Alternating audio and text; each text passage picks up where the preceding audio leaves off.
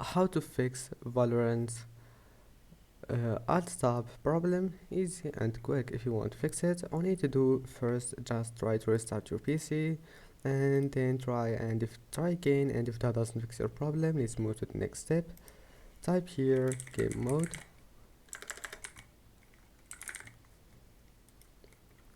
Now click graphics settings, and now make sure to enable this option here, and after that restart your PC, and then just try again. If that doesn't fix your problem, come back here and disable it. Now click here browse, and then you need to find Riot Games folder. Here is it. Wait, go to I have it here,